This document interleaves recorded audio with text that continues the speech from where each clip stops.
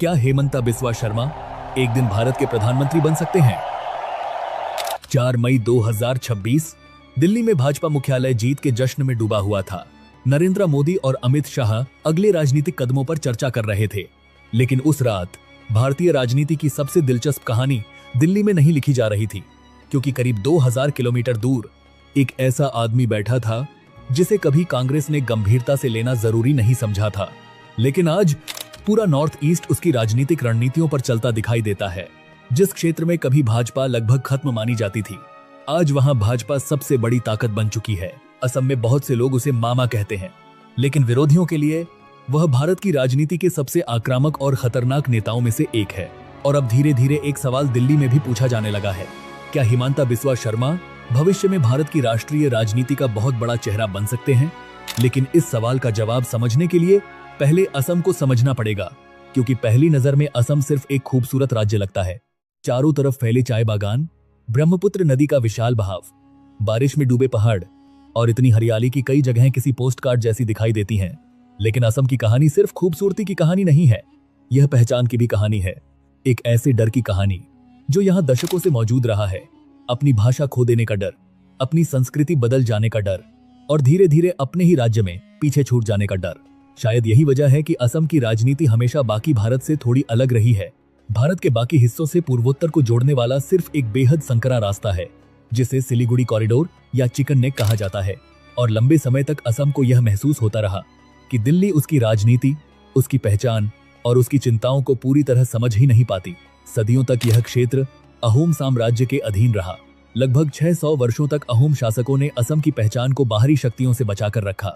जब दिल्ली सल्तनत और बाद में मुगल साम्राज्य उत्तर भारत में अपनी सत्ता फैला रहे थे, तब असम अपनी सांस्कृतिक और राजनीतिक स्वतंत्रता के लिए संघर्ष कर रहा था। 1671 का सरायघाट युद्ध असम के इतिहास में सिर्फ एक सैन्य संघर्ष नहीं था, बल्कि असमिया पहचान और प्रतिरोध का प्रतीक बन चुका था। इस युद्ध में लाचित बोरफुकन ने सीमित संसाधनों और बीमारी से जूझते हुए भी मुगल सेना को रोक दिया था। आज भी असम में लाचित बोरफुकन सिर्फ ऐतिहासिक चरित्र नहीं है, बल्कि प्रतिरोध, क्षेत्रीय गर्व और अस्मिता के प्रतीक माने जाते हैं। कई दशक बाद एक नेता इसी ऐतिहासिक भावनात्मक विरासत को आधुनिक राजनीति के सबसे प्रभावशाली हथियारों में बदलने वाला था। ब्रिटिश शासन के दौरान असम में बड़े पैमाने पर आर्थिक बदलाव हुए। अंग्रेजों ने चाय उद्योग विकसित किया, रेलवे लाई और तेल उत्पादन शुरू किया। लेकिन इसके साथ एक और प्रक्रिया शुरू हुई, माइग्रेशन। बंगाल से मजदूर आए, पूर्वी बंगाल से किसान आए और धीरे धीरे असम की जनसांख्यिकी बदलने लगी। असमिया समाज के भीतर यह डर बढ़ने लगा कि एक दिन उनकी भाषा, उनकी संस्कृति और उनकी जमीन उनके अपने हाथों से निकल सकती है। 1947 में देश का विभाजन हुआ और फिर 1971 में बांग्लादेश बनने के बाद यह डर और अधिक गहरा हो गया। दिल्ली के लिए यह सीमा पार माइग्रेशन का मुद्दा हो सकता था, लेकिन असम के लिए यह अस्तित्व और पहचान का प्रश्न बन चुका था। 1979 में ऑल असम स्टूडेंट यूनियन के नेतृत्व में बड़े पैमाने पर आंदोलन शुरू हुए। सड़कों पर प्रदर्शन, बंद, हिंसा और कर्फ्यू का माहौल बनने लगा। असम का राजनीतिक वातावरण लगातार विस्फोटक होता जा रहा था। फिर आया 1983 का नीली नरसंहार, जिसे भारत के इतिहास के सबसे भयावह नरसंहारों में गिना जाता है। कुछ ही घंटों में हजारों लोग मारे गए। इसके बाद असम में अलगाववाद और उग्रवाद की राजनीति और मजबूत होती गई। इसी माहौल में United liberation front of Assam यानी ULFA का उदय हुआ। आरोप था कि दिल्ली असम के संसाधनों का इस्तेमाल तो करती है, लेकिन राज्य को बदले में गरीबी, बेरोजगारी और उपेक्षा मिलती है। अपहरण, उगाही, बम धमाके और सेना की कार्रवाई ने असम को डर और अस्थिरता के दौर में ढकेल दिया। और इसी वातावरण में एक लड़का राजनीति को बहुत ध्यान से देख रहा था। 1969 में जन्मे हेमंता बिस्वा शर्मा ऐसे दौर में बड़े हुए जहां राजनीति सिर्फ चुनावी प्रक्रिया नहीं थी, बल्कि पहचान और अस्तित्व की लड़ाई बन चुकी थी। उनके पिता कैलाशनाथ शर्मा असमिया साहित्य की दुनिया का सम्मानित नाम थे, लेकिन जिस सामाजिक और राजनीतिक माहौल में हेमंता बड़े हो रहे थे, वहां हर युवा किसी न किसी रूप में राजनीति से प्रभावित था। गुवाहाटी के प्रसिद्ध कॉटन कॉलेज में प्रवेश लेने के बाद हेमंता छात्र राजनीति में तेजी से उभरे। वे लगातार छात्र संघ के महासचिव चुने गए, डिबेट प्रतियोगिताएं जीतने लगे और लोगों को प्रभावित करने लगे। बहुत जल्दी यह स्पष्ट हो गया कि वे सिर्फ राजनीति में हिस्सा लेने वाले व्यक्ति नहीं हैं, बल्कि राजनीति को नियंत्रित करने की महत्वाकांक्षा रखते हैं। लेकिन आने वाले वर्षों में यही महत्वाकांक्षा उनकी पूरी राजनीतिक यात्रा को दिशा देने वाली थी। 1996 में उन्होंने पहली बार कांग्रेस के टिकट पर जालूकबाड़ी विधानसभा सीट से चुनाव लड़ा, लेकिन वे चुनाव हार गए। उनके सामने उनके पुराने राजनीतिक गुरु भृगु फुकन थे। राजनीति में कई लोग पहली हार के बाद गायब हो जाते हैं, लेकिन हेमंता ने हार को अंत नहीं बनने दिया। उन्होंने अपनी सीट नहीं छोड़ी। दिन में गुवाहाटी हाई कोर्ट में वकालत करते और रात में लोगों के बीच दिखाई देते, शादियों में शामिल होते, बीमार लोगों की मदद करते, अंतिम संस्कारों में जाते और धीरे धीरे सिर्फ नेता नहीं बल्कि स्थानीय व्यवस्था का हिस्सा बन गए। कहा जाता है कि इसी दौरान उनकी मुलाकात पी.वी. नारासिम्हा राव से हुई थी। राव ने उनसे कहा था कि चुनाव हारने के बाद भी किसी नेता को अपनी सीट नहीं छोड़नी चाहिए। हेमंता ने इस सलाह को गंभीरता से लिया और अगले 5 वर्षों तक जालुकबाड़ी में अपनी पकड़ मजबूत करने में जुटे रहे। 2001 में उन्होंने चुनाव जीत लिया और यहीं से उनकी वास्तविक राजनीतिक चढ़ाई शुरू हुई। उस समय असम में तरुण गोगोई की सरकार थी। कांग्रेस लंबे समय बाद सत्ता में लौटी थी और धीरे धीरे सरकार के भीतर एक नया शक्ति केंद्र उभरने लगा, हेमंता बिस्वा शर्मा। बहुत कम समय में उन्हें स्वास्थ्य, शिक्षा, वित्त और योजना जैसे महत्वपूर्ण मंत्रालय मिल गए। प्रशासनिक निर्णयों पर उनकी पकड़ लगातार मजबूत होती गई। अफसरशाही पर नियंत्रण, मीडिया प्रबंधन और विधायकों के साथ नेटवर्किंग ने उन्हें सरकार के सबसे प्रभावशाली नेताओं में बदल दिया। असम में यह मजाक आम हो गया था कि मुख्यमंत्री कोई भी हो, लेकिन सरकार चलाने वाला व्यक्ति कोई और है। उस समय राज्य लगातार बाढ़, हिंसा और पिछड़ेपन से जूझ रहा था, लेकिन हेमंता ने खुद को एक ऐसे नेता के रूप में स्थापित किया जो प्रशासनिक स्तर पर परिणाम दे सकता है। 2006 तक उनका कद इतना बढ़ चुका था कि उन्हें असम का भविष्य माना जाने लगा। लेकिन राजनीति में सबसे खतरनाक संघर्ष अक्सर उत्तराधिकार को लेकर होता है। धीरे धीरे गौरव गोगोई राजनीति में सक्रिय होने लगे और हेमंता को यह महसूस होने लगा कि जिस कुर्सी तक पहुंचने के लिए उन्होंने वर्षों मेहनत की, वह अब परिवारवाद की वजह से उनसे दूर जा रही है। उन्होंने कांग्रेस हाईकमान से बातचीत करने की कोशिश की। कई विधायक उनके समर्थन में बताए जाते थे, लेकिन दिल्ली की राजनीति असम की जटिलताओं को समझने में असफल दिखाई दी। इसी दौरान हेमंता बिस्वा शर्मा को यह महसूस होने लगा कि कांग्रेस के भीतर उनकी राजनीतिक यात्रा एक सीमा पर आकर रुक चुकी है। उनका मानना था कि वे असम की राजनीति को जमीन से समझते हैं, चुनाव जिता सकते हैं, संगठन संभाल सकते हैं, लेकिन इसके बावजूद दिल्ली का नेतृत्व उन्हें वह जगह देने के लिए तैयार नहीं था जिसकी उन्हें उम्मीद थी।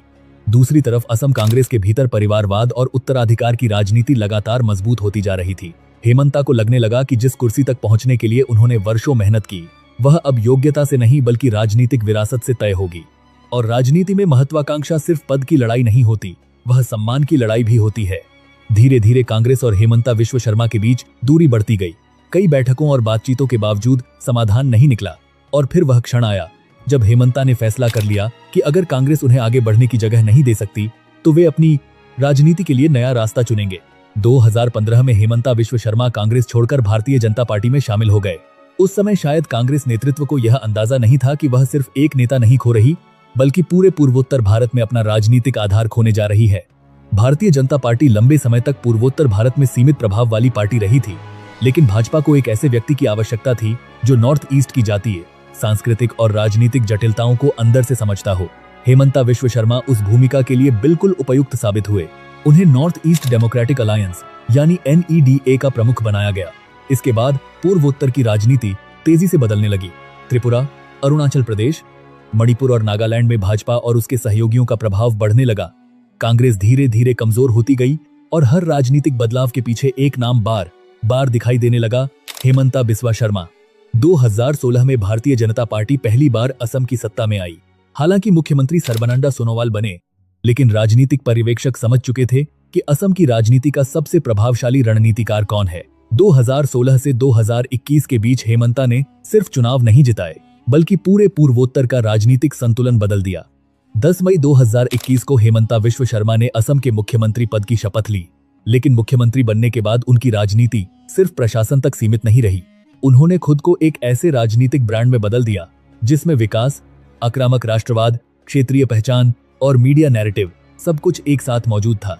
असम में मेडिकल कॉलेजों की संख्या तेजी से बढ़ाई गई, ब्रह्मपुत्र पर बड़े इंफ्रास्ट्रक्चर प्रोजेक्ट शुरू हुए और अरुणोदय जैसी योजनाओं के जरिए महिलाओं तक सीधे आर्थिक सहायता पहुंचाई गई। ग्रामीण क्षेत्रों में भारतीय जनता पार्टी की पकड़ मजबूत होने लगी और महिलाओं के बीच हेमंता की लोकप्रियता बढ़ती गई, लेकिन इसी दौरान विवाद भी बढ़ते गए। CAA और NRC को लेकर असम में बहस तेज हो गई। कुछ लोग इसे असमिया पहचान और सांस्कृतिक सुरक्षा के लिए आवश्यक मानते थे, जबकि विरोधियों का आरोप था कि इससे नागरिकता और पहचान का संकट पैदा हो रहा है। इसी अवधि में पुलिस इनकाउंटर्स को लेकर भी विवाद खड़े हुए।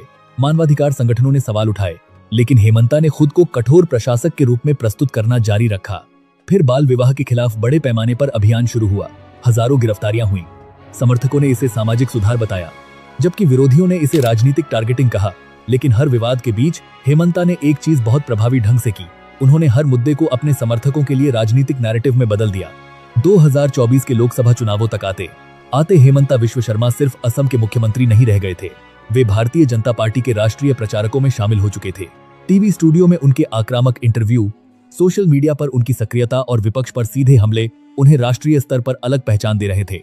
भारतीय राजनीति में अब ऐसे नेताओं की मांग बढ़ रही थी जो सिर्फ प्रशासनिक भाषा में नहीं बल्कि भावनात्मक और वैचारिक भाषा में भी जनता से बात कर सकें।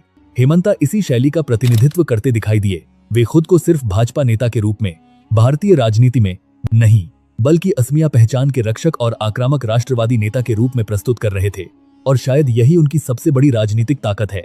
भारत की राजनीति लगातार बदल रही है।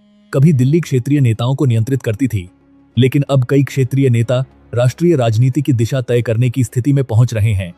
हेमंता विश्व शर्मा इसी बदलाव का सबसे महत्वपूर्ण उदाहरण बन चुके हैं।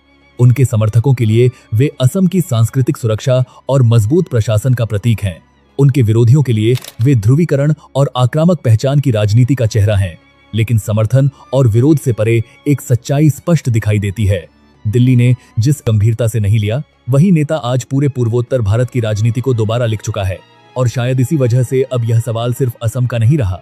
क्या हेमंता विश्व शर्मा भविष्य में भारत की राष्ट्रीय राजनीति के सबसे प्रभावशाली नेताओं में शामिल हो सकते हैं? क्या वे उस नए राजनीतिक मॉडल का प्रतिनिधित्व करते हैं जहां क्षेत्रीय पहचान, राष्ट्रवाद, प्रशासनिक शक्ति और मीडिया नैरेटिव सभी मिलकर एक नया राष्ट्रीय नेतृत्व तैयार करते हैं? या फिर उनकी राजनीति हमेशा पूर्वोत्तर भारत की सीमाओं तक ही सीमित रह जाएगी? इस सवाल का जवाब आने वाले साल देंगे। लेकिन इतिहास यह जरूर बताता है कि भारत की राजनीति में कभी कभी सबसे प्रभावशाली खिलाड़ी दिल्ली से नहीं बल्कि देश के सबसे दूर दिखाई देने वाले क्षेत्रों से उभरते हैं। और इस बार वह कहानी ब्रह्मपुत्र के किनारे से लिखी जा रही है। ऐसी वीडियोस के लिए वीडियो को लाइक कीजिए, चैनल को सब्सक्राइब कीजिए। आप लोगों को क्या लगता है, भारत का अगला प्रधानमंत्री कौन बन सकता है? नीचे कमेंट करके जरूर बताइए। मिलते हैं अगली वीडियो में।